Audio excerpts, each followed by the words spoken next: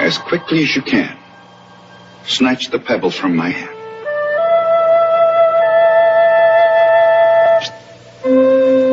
When you take the pebble from my hand, it will be time for you to leave. What's going on, Dragons? It's your boy Roy Robb back at you, your seafood for the day, with another great episode of Enter the Last Dragon podcast. I had the opportunity to sit down with Montel Quik Jackson, a UFC Bantamweight fighter who is going to give you a little bit of his why. Before we get into that, gotta pay them bills. This week's episode is brought to you by Logic Martial Arts. If you are in the St. Louis area and you're interested in learning self-defense, you can reach Brian Davis with Logic Martial Arts at 618-304-9568. Now, let's get into some martial arts.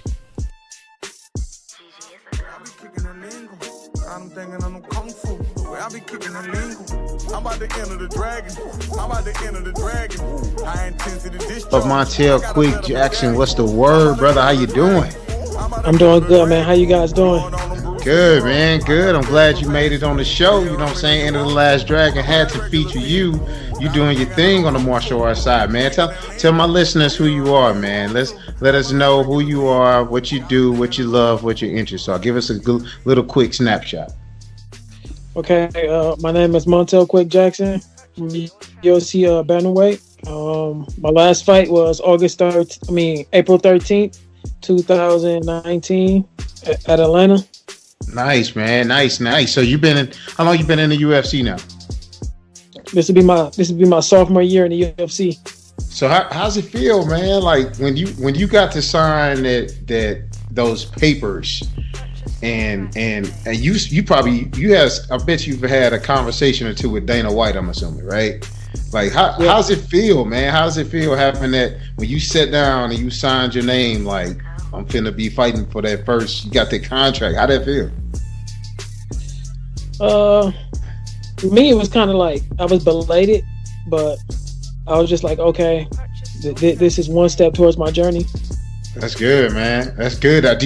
Now, do you feel like even now, your sophomore season, you in your sophomore year, do you feel like it's just a long road? There's so much more to learn. You're constantly learning every day? Yeah, man, I learn every day. Every day I learn something new. Sometimes I relearn the things that I think I already learned. That's crazy. Do you spend more energy now trying to figure out ways to take care of your body? Because you're like, what's some of the things that keep you up at night? Not about your opponents, but about your progress in your growth in the professional world of fighting. One of the things that keep me up at night is just reading, man. Just reading books. Always learning, looking at stuff from different angles. That's what I wonder. Yeah, just trying to keep my mind like open, man. Open and receptive to like learning new stuff. Clearing away anything that's like negative. Yeah. Do you study a lot of fights? Like how do you train for a lot of your stuff? Oh man, I do what I do best, man. That is it, man. I leave like film study and everything. I leave all that up to the coaches, man. I just fight, man. I take advantage of what's in front of me and what's presented at the time. But I really don't study no film or anybody, man. But like I do like to watch like some of like the old school greats, some of the current greats. Try to like steal a little bit of what they're good at. Take it all, take a little bit from everybody, mix it all together, and we're gonna shake it up and see what we get. Now, what school are you fighting out of? Where do you train at? I train in Milwaukee, Wisconsin, and the school I fight out of is Pura Vida Jiu-Jitsu and MMA. That's cool, man. And how long have you been with them? And tell us a little bit about that journey. I've been with them for like almost 3 years. I came over to Pura Vida like right before I went pro. Okay. I just came back from Thailand, so I had just like fully made the jump to join Pura Vida. Now, what was going on in Thailand? What were you doing over there? I was training Muay Thai and I was training Muay Thai and like Dutch kickboxing and whatever else they had to offer there, man. I was training out there for like 5 weeks over at Puckett Top Team. Oh, straight up?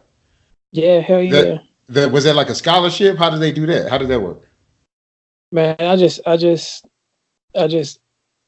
put some money aside, man. It was like, I'm going to Thailand, man. Let's go to Thailand.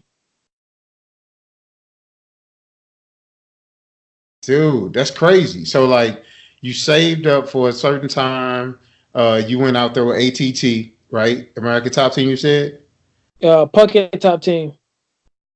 I'm not familiar with that school. You're gonna have to tell me about them later. But you was out there for 5 weeks, and you really was just got a chance to hone in on your skills. Like, kind of give me the breakdown on how that worked. When I just like, to be honest with you, man, I just wanted to see something else, see something different, and like really just see if my skill set stack up against some of the best in the world, striking wise. And then also like I just wanted to relax, just focus on pure training, man. Pure training, living life. Did they how did you fare out there? How did you feel that competition was, especially on Muay Thai? Oh man, I'm a bad motherfucker. you feel pretty good over there? You felt good? Of course, man. Of course. That's good. So like so what's your weight? You said you bantamweight, is that right? Yep, I fight at 135. So at 135. So did you all your Muay Thai fights that same weight class? No, man. I was still an amateur when I went up there. So that's what made it even more crazier, man. Like me being an amateur, and like I only had like, I think like I had 10 amateur fights when 10 amateur mixed martial arts fights when I went out there. And I was demolishing people, man. Some of the best in the world, man. What? That's crazy. So then, what happened next? Like, so you got back here. Did your name just start ringing? Like, how did your phone start ringing? How did that transpire? You did your amateur fights, ended up over in Thailand. Kind of break that down for me. Had multiple fights over there, I'm assuming, or practices or something. Yeah, man. I was practicing 4 times a day, man, and I would take a private too. Wow. Kuru Ole Dong. So like my days every day, man. I would go to practice, and then during like the lunch break, like I would go to the beach. They would take me to the beach every day, man. Wow, man. How's the food over there? How is the culture? Like, tell me about that. Oh man, the Thai people are very family oriented, very hardworking, very determined people, very very respectful. Wow. Do you miss it? You miss it a little bit? I do, man. I want to go back. I ain't mad. I heard it's beautiful, and her cost of living is good too. Yeah, man. Like you can live a decent life over there, man. Like less than $10 a day. You can Seriously? live on, yes. 10 American dollars. 10 American dollars. And you can have a good meals, everything. Man, like for $1, like almost equivalent to like $1.50, you can have a big plate of food. Wow. Now, what about like the living arrangements? Where'd you stay over there? I stayed in the dorm rooms, Puckett Top Team. So I stayed like right where the gym was at. Okay, cool. So you literally you was immersed. Like literally, you can literally just stay where you at training and physically go work out, eat food. It was places to eat near your campus and all that stuff too. Yeah, man. Puckett Top Team had a little kitchen called Saba Saba. So I would eat there every day unless it was like Saturdays, like late nights, Sunday when everything's closed. Like all the mom and pop places are closed. Then I would like walk over to like, it was this little shack called Ali's Barbecue. Yeah. Or I can walk down So like it was this older man and this older woman, and they had a little cart, and they would sell like crepes, like strawberry crepes, chicken Yeah. crepes, and like Wow. they would sell this stuff like every day after I think like 7 or 8. You can walk over there, and they'd Uh-huh. be right there with their little cart and everything, and the cart was like attached to like on the side of a motorcycle. Man, them crepes were so good, man. Like all the street dogs would be like lined up too, like waiting for these people every day. Like throwing ready to eat the trash, huh? Everything. Like that's Man, funny, man. I literally mean like you would see like 15 to 20 street dogs like lined up in the spot waiting on them to come every day. That's crazy. That's crazy, man. Like, and then what's the temperature feel like? Like, is it cold at certain times? Is it hot? What does it feel like over there? It's like humid, man. It's Oh, like okay. 70s, 80s, like humidity. Depends on the season. If it's monsoon season, like it'll rain for like 5, 10 minutes real hard. Then the sun will come out and they get all humid and stuff.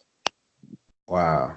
Wow. And then did you as far as like your relationships and connections you made over there, did you form some good connections and good relationship with other fighters, other coaches? Kind of tell me about that as well. Yeah, man. Yeah, hell yeah, man. Some of the cool man, I still talk to him to this day. And even like my friend Charlie was like he been living over there for like he had been there for like almost like a year almost. Uh-huh. And he was from Birmingham, England. So like he had been there for a while and he had knew everything and everybody. And he was just like showing me around, man. So you got, and he's a fighter too. Is that right? Yeah, Charlie was a fighter too. Oh, that's cool. And is he on the level you on? Is he a professional fighter or is he still amateur? What is he? No, he was professional over there. Like I think like my first week there, he had a pro Muay Thai fight. Wow, wow. How many Muay Thai fights did you actually have while you were there?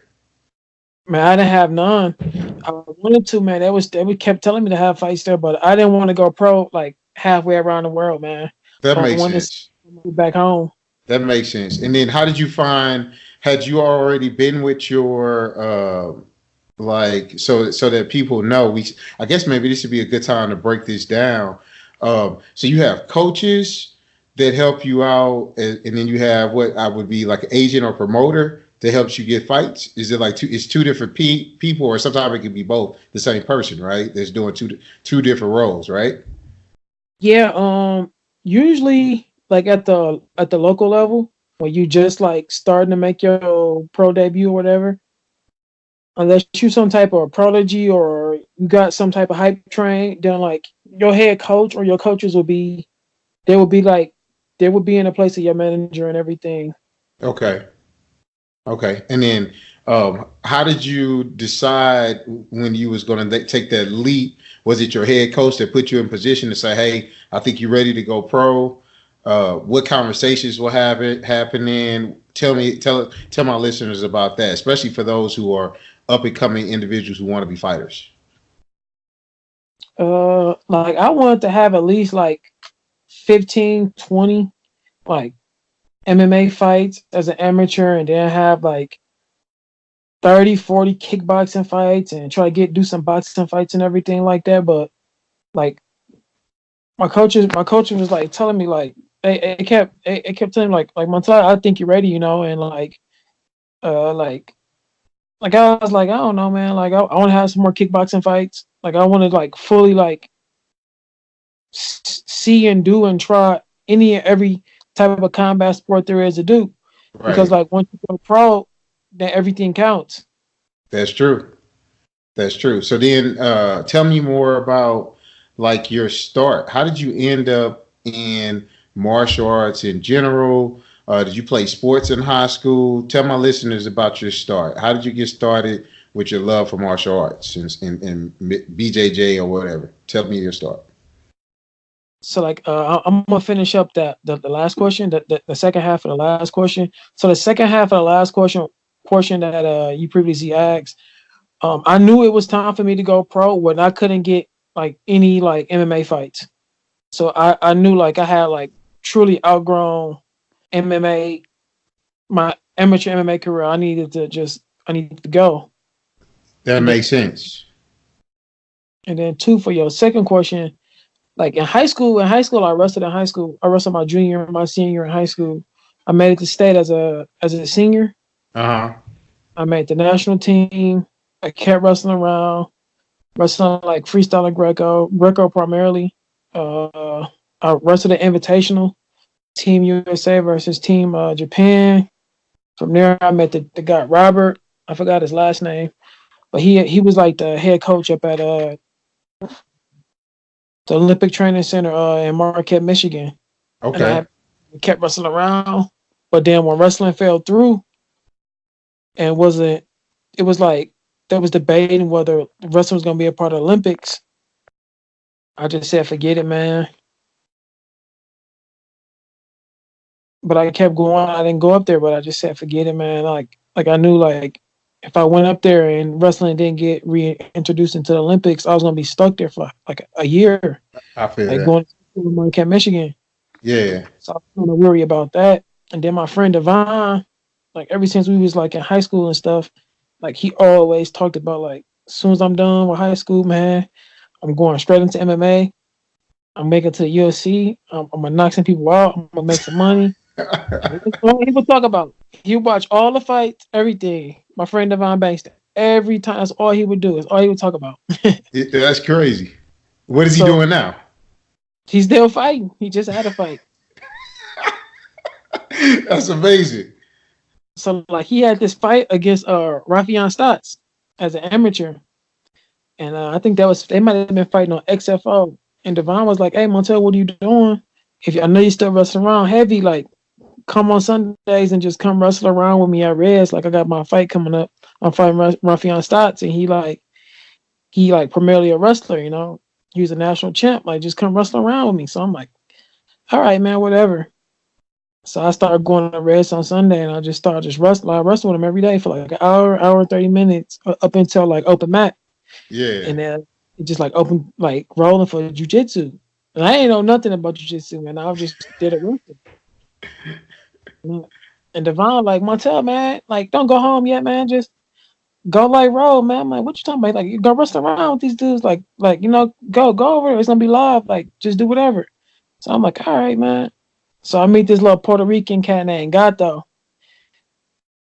And Gato was like, I think Gato might have been like a blue belt at the time. And like he just like grappled and stuff with him and stuff. He's like, oh man, I'm gonna tell you, like, you real good, man. You got real potential, man. Like, why don't you start doing MMA and BJJ, man? Like, you know, what you doing? Like you wasting your time, like this and this. I'm like, man, Gato, I don't know, man. I don't know nothing about no grappling, man. I'm straight wrestling these dudes, like wrestling and riding these dudes. And he like, right. he like, man, Montel, it's the same thing. It's just a look like the rule says a little bit different. Like, Yeah. like once I like you just keep coming and you see like the way like the rules say it is and how things go. Like, man, you got this. You can do this. I'm like, man, I got the honor. He like, man, just keep coming on Sundays. I'm gonna show you. I'm gonna keep showing you a little bit, something about jiu-jitsu. The only thing you gotta do is just listen to me. And all you gotta do is believe in yourself. So I'm like, all right, man. So I go there like 3 Sundays straight, 4 Sundays straight. This fool got though, man. I'm like, oh man, this dude is crazy, man. Like this dude is really crazy. Like I never met somebody that just to really like be hyped for you, like to be like pumped for you, like genuinely, like, man, Montel, you could do this, man. You could do this, you could do that. And he'd be like, he got a real thick accent because he's Puerto Rican. He'd be like, Poppy, all you gotta do. He'd be like, mira. He'd be like, escúchame. I'm looking at Gato, man. I don't know nothing about this. That's crazy. I kept listening to Gato, man. I kept coming.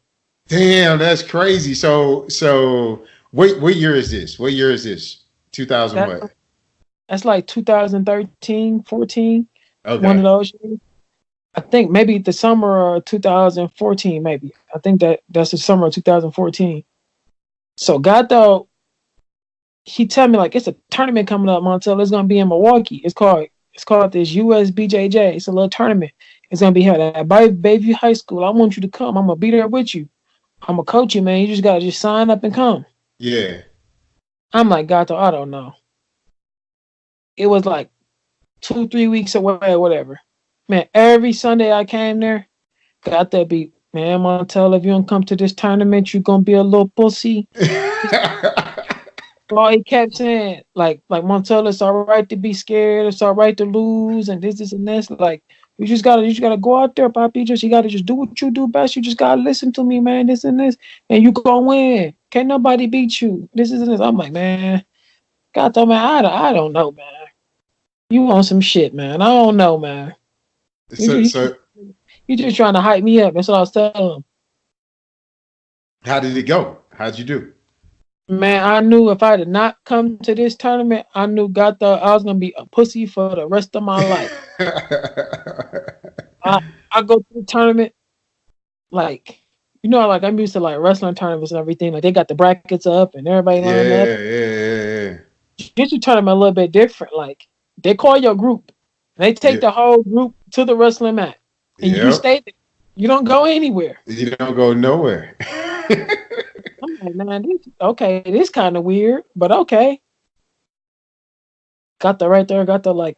Once the only thing you gotta do, you just gotta just take him down. You're gonna pass his legs, and then just wait for me. I'm gonna tell you what to do, because I will move so fast. I'll blow past all the positions, everything, and I would create scramble. I would just be. It'd be chaos. Okay. Right. So Gato just tell me like, just take him down, pass his legs, and then wait for me. I'm gonna tell you what to do. If you're not already doing this, I'm like, all right. First guy, take him down, pass his legs. I'm looking at Gato. Gato like, Poppy, go put your knee on his belly, pull his head up, pull his elbow up. This and this. I'm like, oh man, Gato, I don't know. So I get it on top of everything. Gato like, okay, Montel, pinch your knees together, pull his head up. When he open one of his arms to push, I want you to slide one leg up. This and this. You're gonna set up your triangle. I'm like, oh man, and like being like beginner, like novice division, whatever. Man, like the rounds were so short. The rounds were like 4 minutes. Yeah, they're quick. It was quick, man. Like by the time like I'm like setting up this triangle and stuff in the first match, I'm about to submit this dude. I just hear the buzzer. Ding! Yeah. I get up and look at Gato. I'm like, Gato, did I win? I'm like, who points is that? I'm looking at the board. Like, oh, Poppy, you won. You got 2 for the takedown. You got, is it 3 for guard pass? 3 pass to guard? So I like just like thrash this dude. So then Gato looking at me like, hey, Montel, now you got to be ready now, Poppy. They know you're a wrestler. They know you can take them down. You got to be ready. They're going to pull guard. You got to do the same thing. Pass the guard. So I'm like, all right, Gato. All right, man. I'm all right. I'm listening to you. Go out there, the dude try to pull guard. I just push him, you know. I ain't know nothing. Like I didn't know like the rules and like of like etiquette and like rolling with people. Yeah. It's He literally tried to jump. I just literally push him on the ground like woof. Got to look. What are you doing? Get on top of this guy. Get on top of the guy. So I get on top of the dude, man. I pass his legs like quick, like opponent and stuff. Got to like, okay, Montel, you gonna go for a Kimura. Pull his elbow up. Put your elbow under it. Like put your elbow on his ribs and hook his arm. Push his face down. Don't be nice. Don't be nice. Don't be nice. That's like you saying. Don't be nice. Don't be nice. I'm just smashing these dudes, man. That's crazy. So I assume you got first place on this. Yeah, man, I got first place, and then my last match, like the first place, I beat the dude and everything, and the dude started talking shit. Wait a minute, man. Hey, hold on. It's probably 2. They probably was from a well-known school. Was it probably a well-known school you beat? Man, I did not know. I didn't know nothing about jiu-jitsu schools, about none of that stuff, man. That's funny. The dude started talking shit like, hey, this guy's a wrestler, this guy's a sandbagger, this and this, and all. I'm like, Gato, what's a sandbagger? He like, oh, he like, Poppy, you don't worry about it. I'm like, what the sandbagger got though? This motherfucker keep on calling me a sandbagger. It sounds like he's like trying to say I'm cheating or something. Got to like, man. He like, Poppy, you got nothing to worry about. That's funny, man. Got to like, got to tell me, basically tell me like, hey, the dude basically been doing jiu-jitsu longer than me. I literally knew nothing about jiu-jitsu other than what Gato tell me to do, and not to Right. do it. Right. And like he got to like a sandbagger is a guy that's at a higher level, but Yep. competes at a level to win the brackets or to win the division stuff. Yep. And got to like, dude, just a little pussy. He like a 4th grade white belt. He a little pussy that got beat by a motherfucker with no experience. That's why he mad. He like, come on, let's go to the podium and get your medal. So I'm looking like, no, this motherfucker said I'm cheating. I'm like, man, got to tell him we can go outside. We can go outside. He was about to get serious. Yeah, I told him like, man, fuck this tournament shit. We can go outside with this. Like, he talking shit. We can go outside. Got to like, oh man, that motherfucker mad because he took second and he been doing this for almost a year or two. I That's just crazy. damn, man. From there, I just kept coming and got those like, man, Montel, sign up at Red Schaefer Jiu-Jitsu, like sign up and start doing MMA. And ever since then, man, I just started and I just fucking just knocking everybody out and just winning, man. That's good, man. Now, is he still training, Gato? Is he still working out? Yeah, man. Gato just got his black belt. I think this year or last year he just got his black belt. He got a school that he teach little kids at, man. It's called Elevation Jiu-Jitsu. That's amazing, man. Shout out to him giving back. Congrats on the new school, man. Brazilian Jiu-Jitsu lovers like myself, I've been training for a long time as well. Definitely know your stride. Congrats, man. Enter the Last Dragon, definitely showing you love. So let's keep going, man. You started that training journey.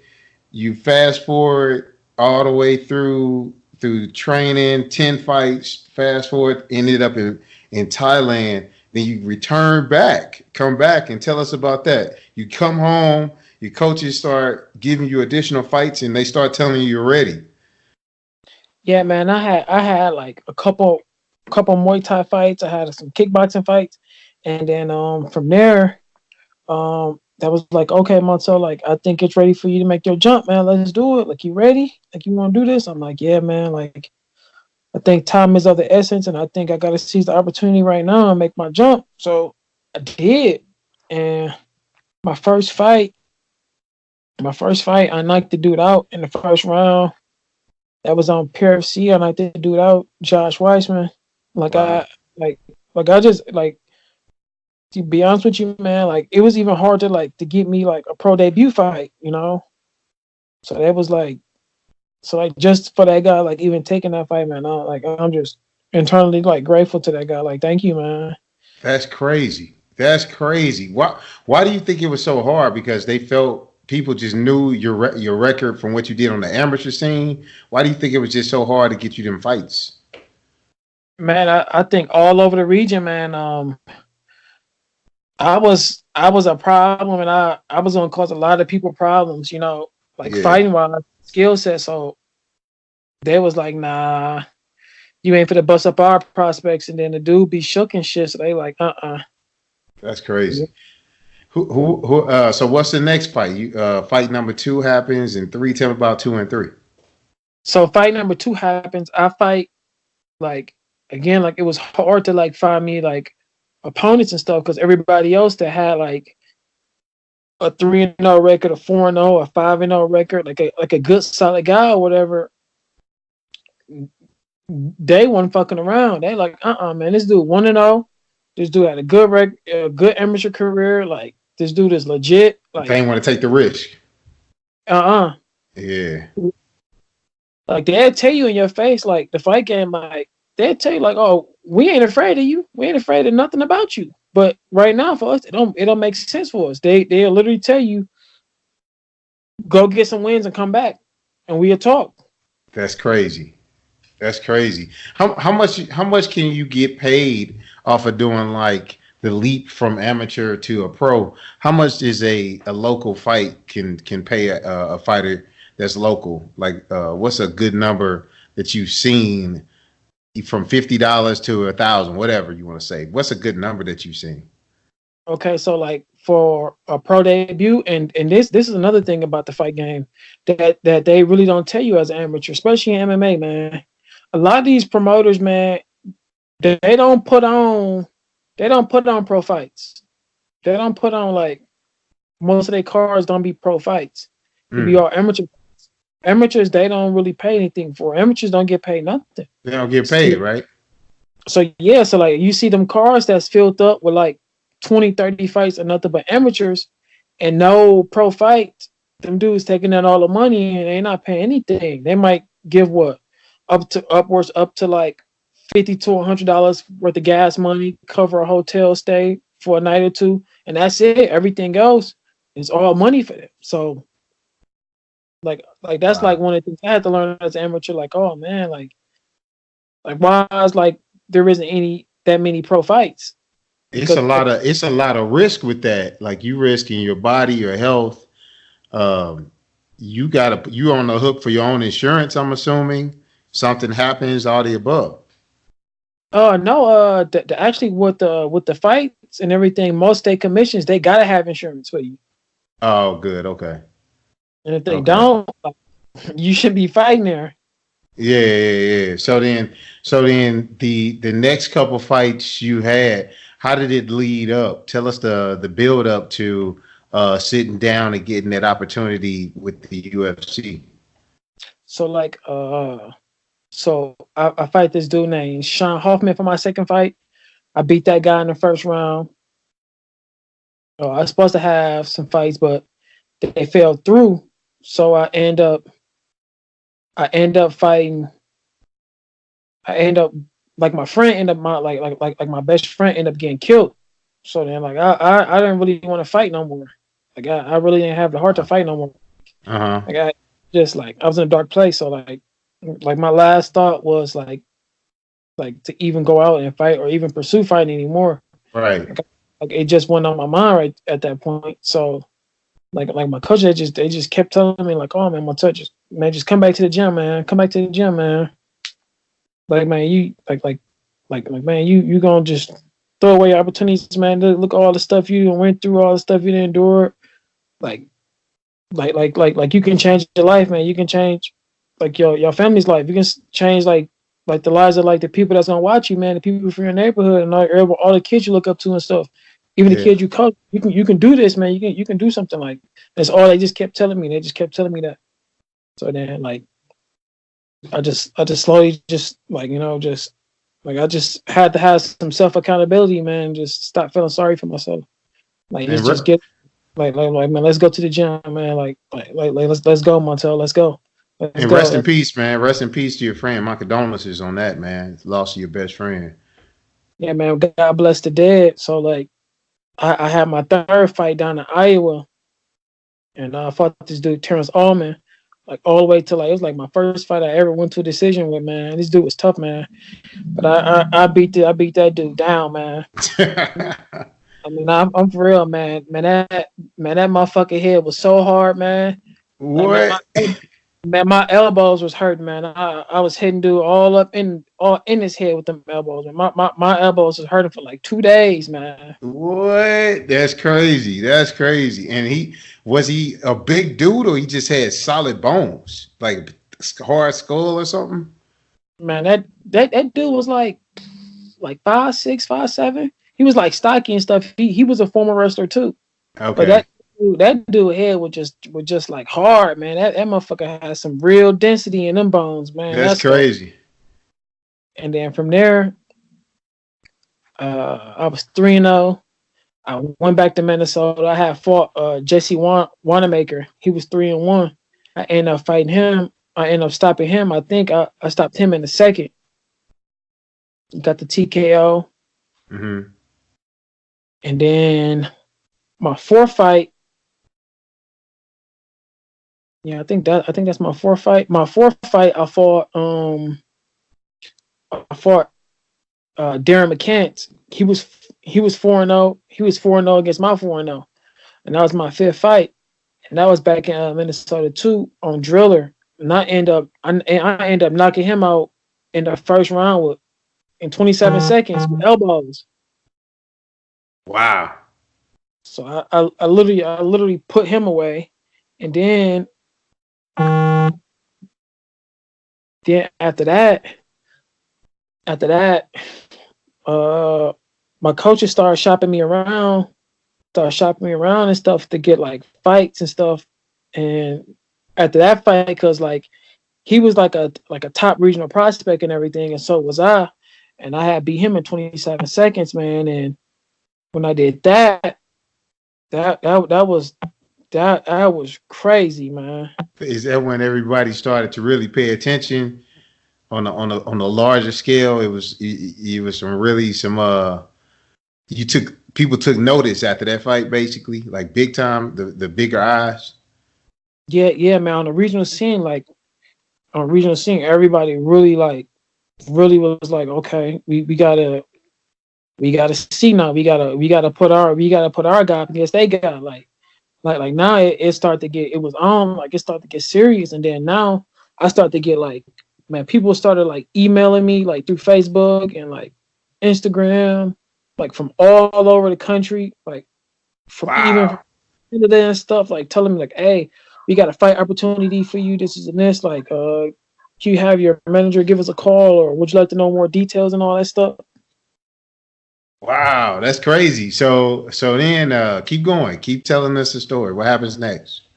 So what happens next is like my head coach Jake, he was like being like my manager, like fight booker and everything on like the regional scene.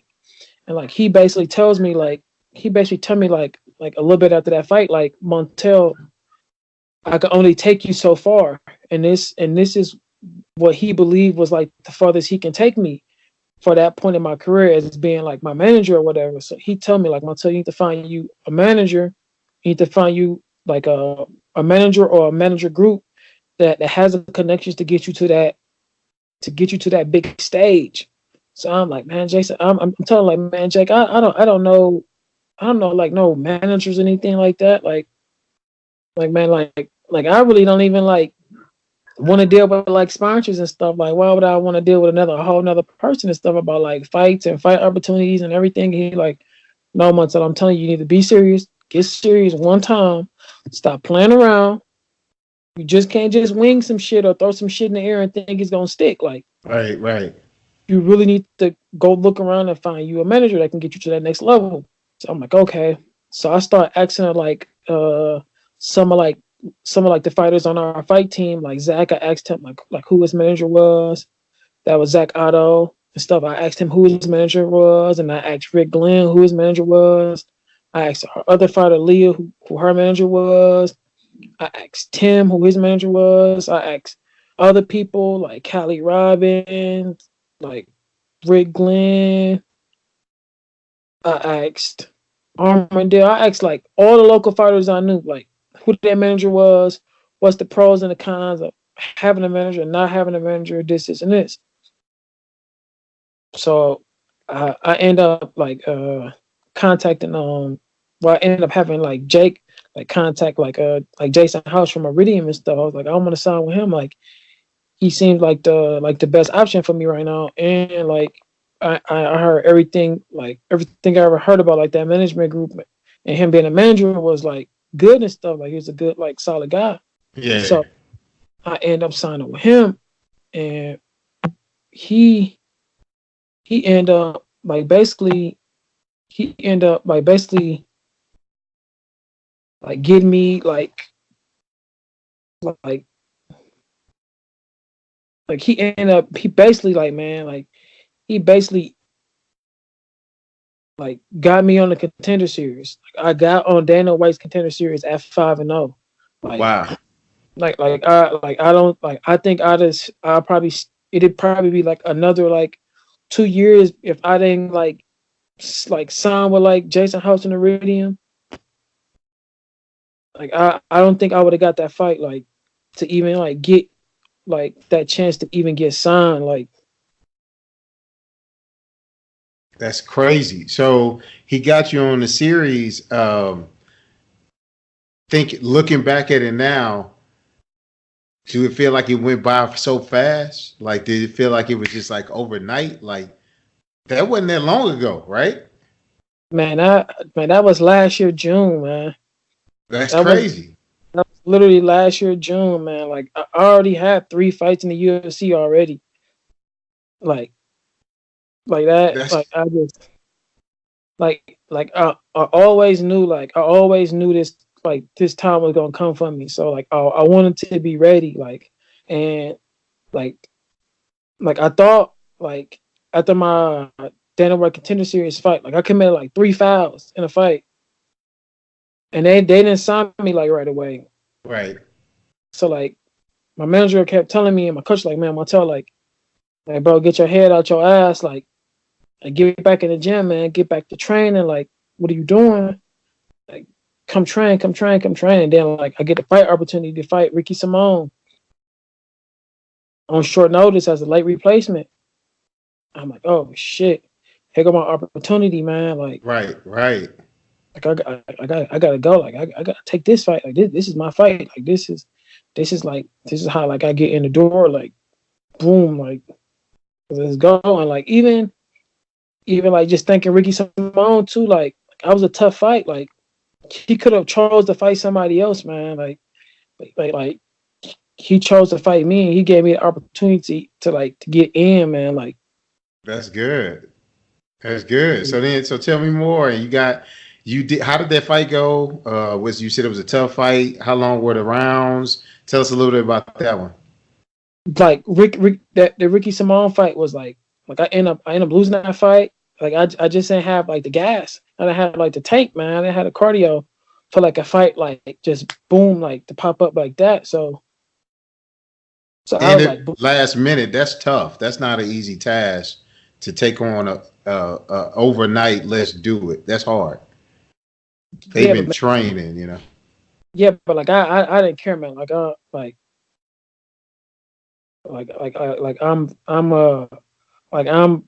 know I'm a fucking killer. There's no ifs, ands, buts about it. I'm not afraid of no man, no challenge, big, tall or small, man, woman, child, beast. Right.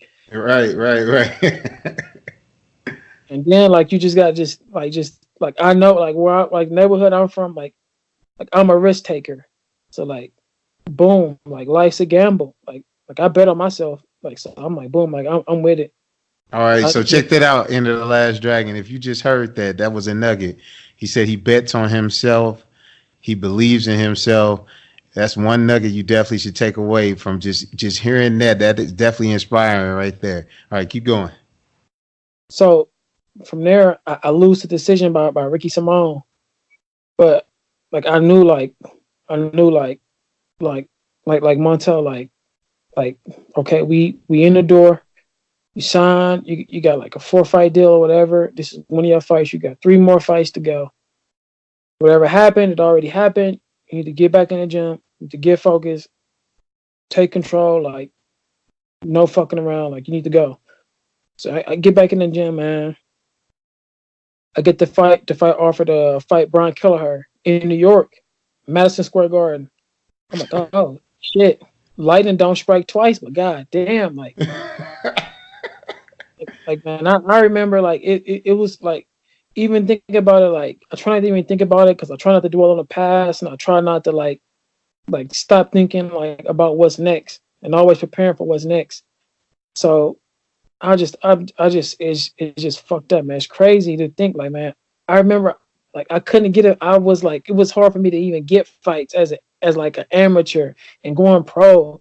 I remember telling guys man, listen, I don't even care about getting paid right now. I don't care. I need this fight, man. I need this W.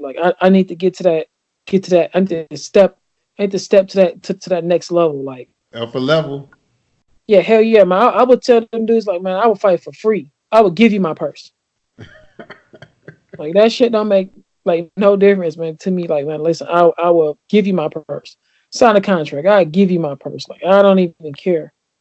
So how did that fight go? That was major lights, man. Madison Square Garden is bow. Tell me about that. Man, Madison Square Garden, man. The day of the fight, Brian Kelleher gets sick. He got food poisoning. So, Ah, like, we literally on the bus, like the limousine, basically, to head over to Madison Square Garden. Like, Montel got off the bus. I'm like, what are you talking about? Get off the bus? Like, we finna go to head over to the fights. Like, I think I was like fight number 1 or 2. Like, I'm yeah. show up. Like, what are you talking about? Get off the bus. So I get off the bus. They just tell me like, oh man, Montel your fights. Oh, Brian Kelleher sick. I'm like, man, what the? Come on, man. What? That's crazy. So how do they contest that? That means no match for you. Does that mess with your draw or anything, or do you get to still get? It just fights off. Okay, so you still get paid though for training and showing up and making weight. I got show money. That was about it. But That's what I was wondering if I, you got. like I didn't really even care about that, man. Like man, I'm trying to fight the Madison Square Garden. Like, I know, right? Still, the opportunity to say you was a part of that. That's something you can tell your kids. Like, check me out. You know what I'm saying? That's major, man. That's major. So, all right. So, tell me next. What was the next one? so they rebooked the fight again. They rebooked the fight again. Like I think 6 to 8 weeks later, and I Uh was on that. And I was on that John Jones card that was supposed to be in Vegas, but it got moved to Inglewood, California, at the Forum. Yeah. So I was on that card. That was Jones versus who? That was Jones versus Gustafson. Okay. Yeah. Okay, got you. And we had that was at Jones versus Gustafson. They had Cyborg versus Amanda Nunez. Yeah. Hey, that energy because of Jones at the time, man?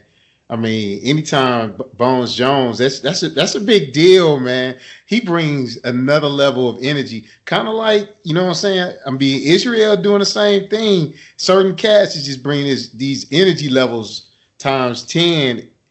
I think people definitely tune in. You know what I'm saying? Like people, and like you said, you got Sop. Oh, come on, man. You have them. That's major by itself right there. That was a stat card.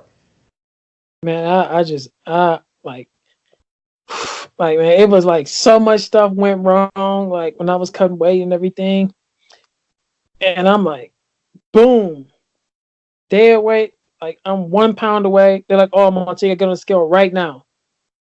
I'm literally like, come on, man. Like, what the? Come on, man. Did you make it? You made it, right? I missed weight by 1 pound. 1 pound? Literally 1 pound. Run out of time. That's crazy. So then, like, I finished Brian Kelleher and like a minute in some. Like I caught him with a good elbow shooting in. He came in, like he throws on back up against the cage, but like I was already pivoting off. So I just hooked his head and boom, good elbow. Put him down, got him in the darts, finished him. So how does that work? Because you miss weight. Tell my listeners how that works. All right.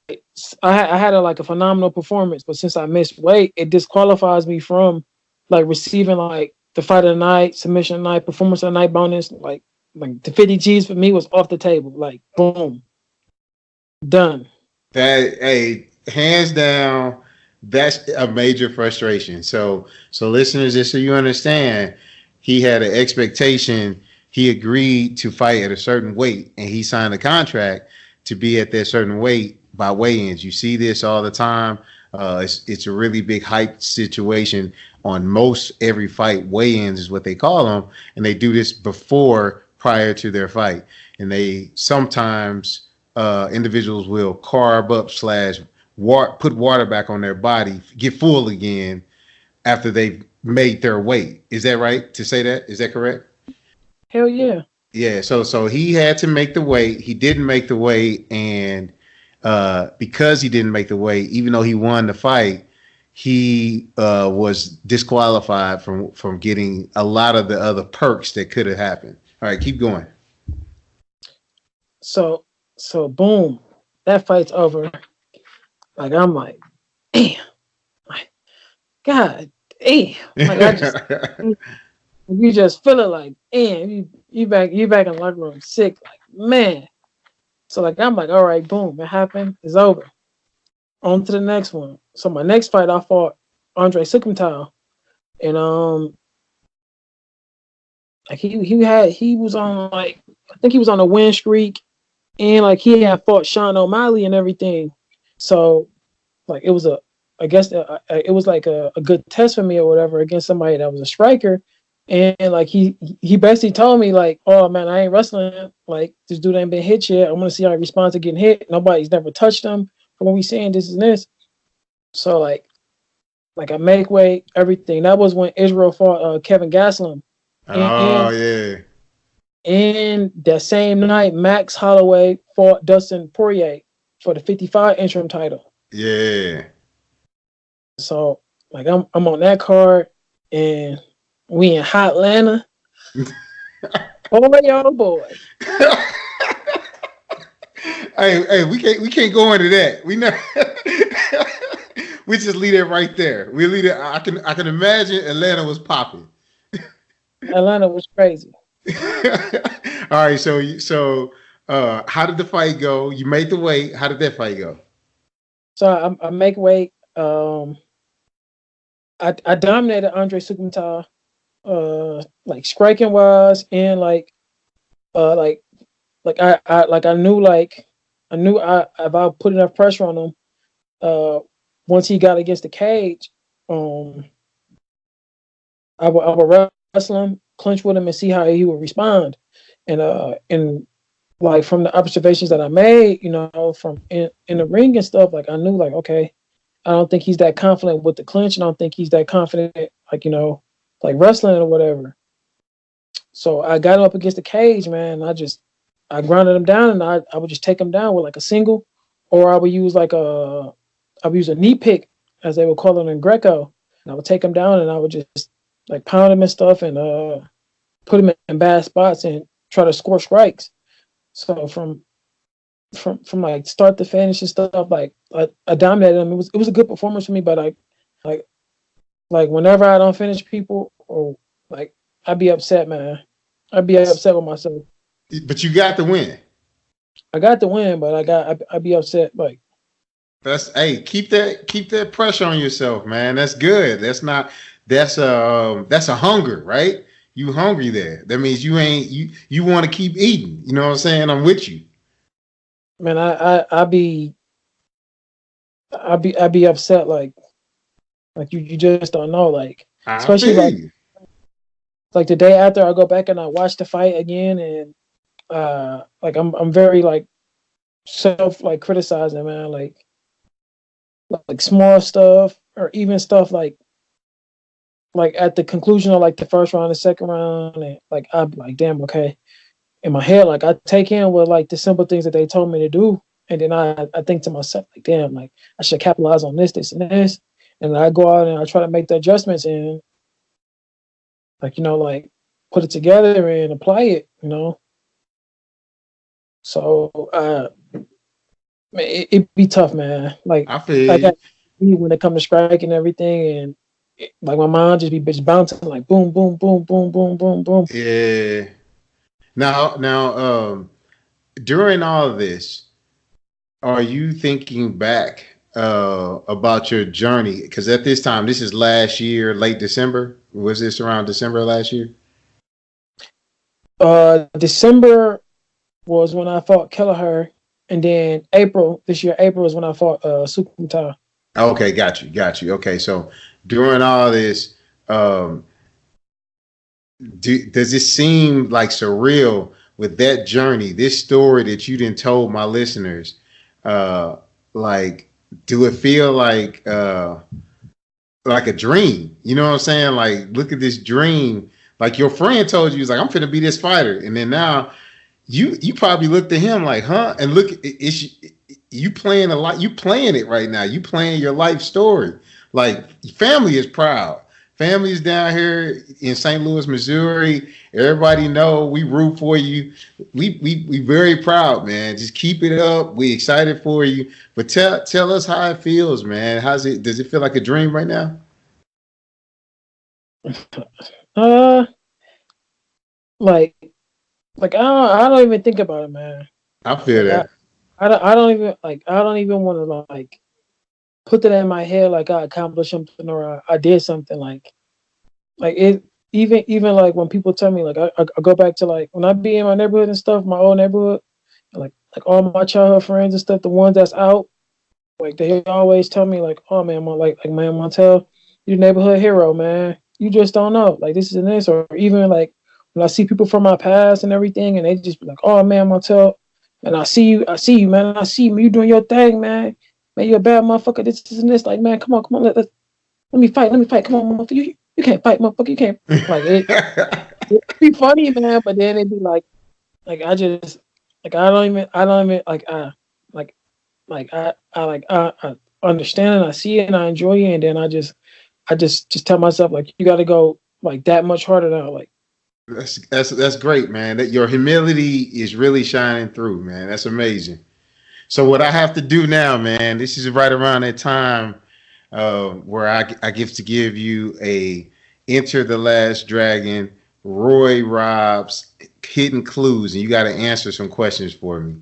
I'm going to base this around a little bit of history. And let's see if this is basic information, basic stuff out there. Name for me four, since we strictly stuck with, name for me four major fighting organizations they used to be big, but you don't even know about them now anymore. Can you name four of them for me? Okay, that right there, that's pretty easy, man. Yeah, give me four. Okay, so number one, is K1. Yep. All right. Good job. Was man, some of the you talk about the glory days of kickboxing, man. Like K1 was awesome. Okay. Yes, sir. Hey, K1 hands down got so many people. Keep going, man. My bad. You about to get me excited. Keep going. Okay, we got K1. We got Pride. Yep. Pride was crazy. Yes, sir. Okay. What the hell is the name of that place? I'll give you one. Oh, you got it? We got World Series of Fighting. Okay, so in is that Japan? No? That was like based in the States. That was a little bit around everywhere. I don't remember them. I was assuming you was gonna come with Strike Force next. They're nowhere to be found. My last one. Oh, okay. So you already with me. All right, cool. All right, now I have to ask you this. Or no. Better yet, you can take out World Series of Fighting because that turned into PFL. You can go with WEC. Okay, all right. I'm cool with that. Exactly. I'm with you on that. That's perfect. Now, if you have the opportunity to share the ring, and you could either train or just practice with two individuals. They could be the same person. You can answer this however you want to be. Professional fighter from any time period. Who would you match up with? Who would you want to train with, and who would you want to fight? I really want to fight neither one of those guys because they always tell you like, well, in general they always like it's a saying that they always say don't meet your heroes. But okay. But like the two people like that I would like would want to like train with from like any time period of combat sports. The first one I want to train with is Marvin Hagler. Marvelous Marvin Hagler.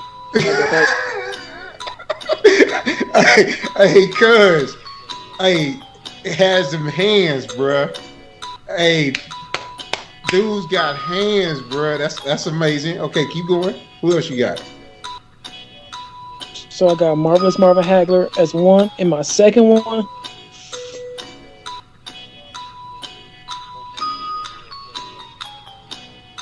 Ernesto Hoost. That's what I was about to say, dude. Hey, look, as soon as you brought K1 up, I was gonna go into him, man. When I say first off, you don't want to be kicked by Ernesto. He was so beast mode, man. Like the dude is like, I don't, was that, he fought somebody, and it's, you remember, you know exactly what I'm talking about. Yes. Yes. Keep going. Say it again. Say it again. He fought who? He fought Bob Sapp. That's right. And Bob Sapp being almost 3 times his weight, towers over him. He put Bob on his knees with them leg kicks. Like, you talk about chopping. Chop the tree down. He kicked that motherfucker leg off. I don't know what he say. He kicked that motherfucking leg off. Man, that was crazy. Well, check this out. I need you to do me a favor, man. Right now, I give my listeners opportunity to figure out where they can find you. All the information will be in the show notes below. But tell them, once again, how do they reach you? Facebook, Instagram, Twitter, all the above. What's your handles? Okay, my Facebook handle is Montel Jackson. Montel Quik Jackson on Facebook. I got a fan page. My Instagram is Yo Soy Rapido. And that translates to I am fast or I am quick. And then my Twitter is Montelo135. My man. I appreciate you, brother. Thank you for coming in. A lot of value out of this. You dropped a lot of nuggets talking about the management, talking about the coaches, talking about MMA, your journey across the board in this fight world. We are rooting for you. Keep it up. Keep up all the hard work. Very proud of you. Mad success to you in the future. And I'm definitely going to have you back on. Once again, your host, Roy Robb, Enter the Last Dragons.